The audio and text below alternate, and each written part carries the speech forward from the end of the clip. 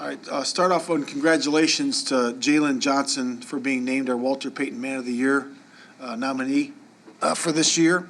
Also, Jalen will be named our honorary captain for this week as well. Just a side note, it's important for our team, and each player to get out into the community to really be supportive of that. And in our team meetings every Wednesday, we highlight who's been in the community for that week, and we have each guy speak about the places he's visited. I think that's been really good, and we've had a lot of guys involved in that. I think it's really important to give back to Chicago, us as the Chicago Bears. So just wanted to mention that. And also coming off the bye week, obviously each player got 2 or 3 things to work on, to look at. We started on some things today with some meetings to be able to just kind of go through that with the player. And our plan for the week, for individual to improve on those techniques and fundamentals, that's going to be very important for us. And then scheme-wise, we want to improve as we did coming off the mini bye. Coming off this bye week, we want to also have that same type of improvement. We want to improve on the things that we need to get better at: offense, defense, and kicking. And those things will all be addressed during the course of this week going forward. So with that, I'll open up to questions. Yes, those guys are off of protocol. Brisker and Gordon, both are off of protocol. They should be all squared away. It's important for us to be able to ramp those guys up. They've been working with strength staff and doing those types of things and running on the side, but we got to make sure we ramp them up the right way coming Wednesday and then working through the rest of the week. Good to get them back? Great. It's great to get him back. We're excited about it. Having Gordon there as the nickel, that'll be a big piece for us going forward. A lot of teams play 11 personnel, so we'll be in that group a lot.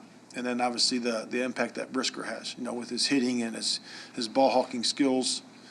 So we're excited to get both those guys back. With Kyler, what are some of the next steps in his game that you want to see him kind of hone in on in those last 4 weeks? Yeah, just he's done a lot of good things, and he's done various skill sets that he has, and just consistency. He's had games where he's tackled really well, and then games where he's had opportunities where he wish he had done better. So I would just say to really more consistent over the last 4 games. What do you like most about what Sanborn has done? Yeah, Sanborn's been good. He's been consistent, with his play. Really, when I talk to linebackers, it's about hits on the ball. So can you affect the ball? Are you tackling? Are you punching the ball? Are you taking the ball away? He's had a lot of tackles. He's improved his tackling. Last week, without his tackling was better. I would say his ball production probably needs to improve. What do you see now in him that maybe wasn't seen in the draft process? What quality does he have that you would? I would just say that, just as a rookie, to be able to handle, the huddle and be able to make calls and adjustments along the way, that's been pretty cool for him to watch, us to watch that. And what's the next step for the offense coming out of this? Yeah, I would just say, obviously we've done a lot of good things over the last several weeks to continue to improve the passing game. The rhythm and timing of that, I think got improved last week. We want to continue that. And then really just, about finishing. It's for our whole football team, finishing games and finishing the half the right way and finishing the games the right way. And that's really a whole team effort, to be able to finish those things out, offense, defense, and kicking. So that'll be the biggest emphasis. Fair to say you want to pick up where you left off with the passing game in the Green Bay game, where it seemed like you guys had some. Yeah, it was great. Like we said, it was really good. Throwing 250-some yards, that was great. The completion percentage was good. We thought the rhythm was good. The timing was good. Picking various targets out, I think it was really nice. But again, we could take our passing game a lot of different ways, but that was certainly good last week. Coach, I'm sure you came into your first season as a head coach with some things that you wanted to get done. Obviously, I'm sure the record isn't where you want it to be, but what things have you gotten done that you can check off as a positive thing? Like, I did get this done, did get that done in my first year. Yeah, I would just say laying the foundation of who we are, and how we do things. How we come to work each day. How we respect each other, work hard during practice and the meetings. And then really just how we play the game. You can see that from this. From 10,000 feet. You can see a team that hustles, a team that plays hard, and a team that works together. So that's one of the biggest things I would say culturally what we did. Having laid that foundation, but the record still being what it is, what would you say is the next step to making those foundational things translate into victories? Yeah, it would just be more about, to me, it would be consistency, and really the ball, so we got to do a better job with the football, taking the ball away. We did a decent job protecting it, solid, but certainly the numbers aren't where we need them to be, where they've been in the past. So that, I think, will translate to a lot of wins. I think situational ball, we can improve on a lot of different ways. Obviously, third down, we've been really good on offense, not so good on defense. And then 2-minute offense and defense, we got to improve. We got to be able to finish out games. Those are the situations that we talk about all the time. And red zone has improved, on the offensive side of the ball. So once you improve those, and you get the ball in your favor, you're a hard team to beat. Now, when you look at the course of Cole Kmet's season, and you see not getting a lot of balls thrown to him early on, why about a month ago did it start to pick up, and did his role in the passing game expand? Yeah, I think we looked at it and just said, hey, let's, who do we need to get the ball to? How can we get the ball to our skill? And, Mooney was one of them, Cole was another one. And those guys are one of our two top targets, those guys are both talented players, and we got that done. And we just got to continue to do that with Cole.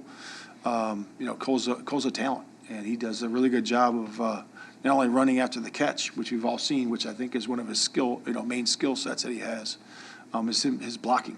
He does a really good job blocking too. So overall, pleased with Cole.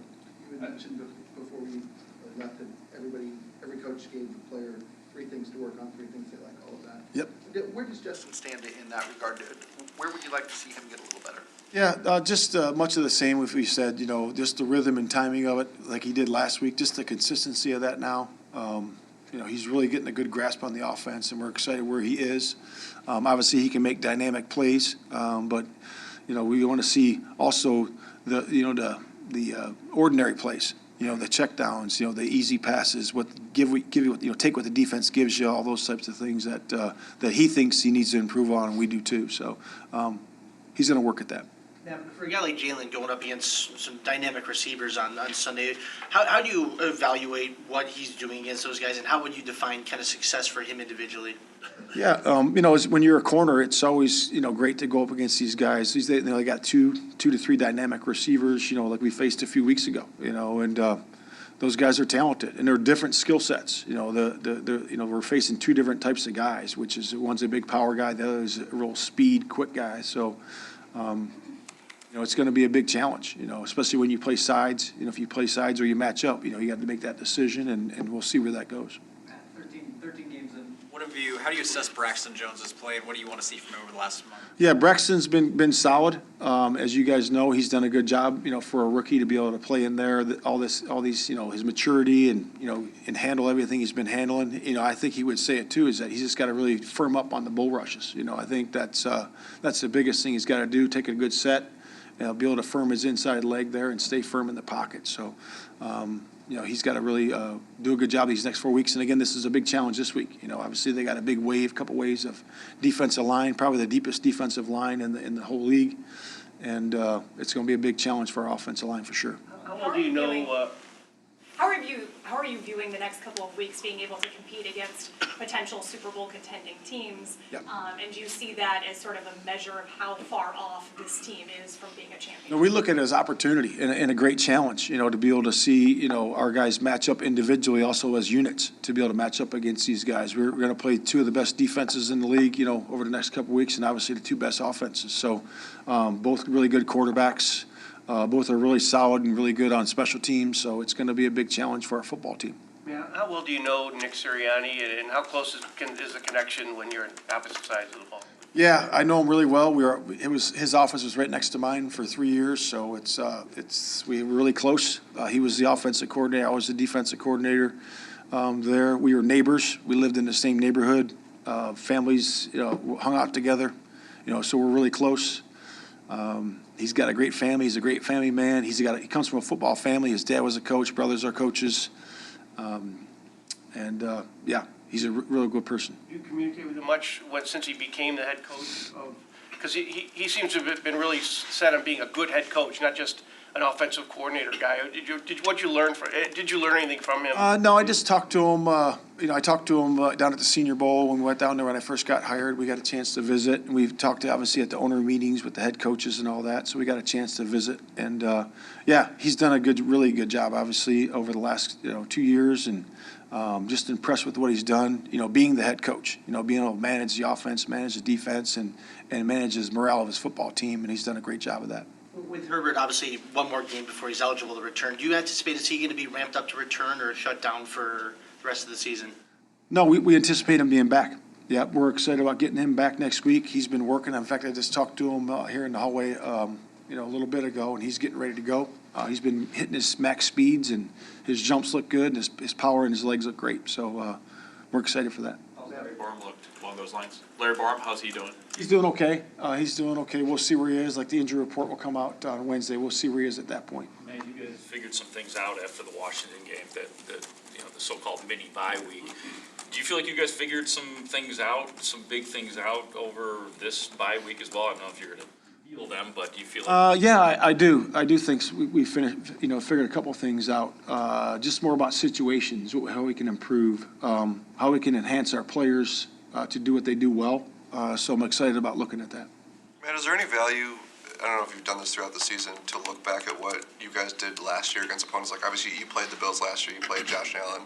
Is there value in looking at that tape or seeing things schematically that you did as you prepare for this? Yeah, a couple weeks ahead? there is. We always look at that. We look at like opponents. So like for example, if you have an offense that's similar to your offense, a defense that's similar to yours, you're looking to see how they attacked that particular team, what they did. You looked at your past when you played a particular opponent. Maybe change things up some, because they're going to obviously look at that game too. So you always want to change your looks up and change a little bit of your design, how you design the offensive plays and defensive schemes. So yeah, always look at all those things. Say a week ago that Leatherwood would continue to rotate at least, and that he could play more. Have you decided exactly how you want to use him going? Have not decided that. Again, practice will dictate that, but he'll be rotating in there, and we'll see where it goes this week in practice. As much as Justin Jones embraced the three technique role, have you gotten as much out of that position as you've wanted, given how important it is to your defense?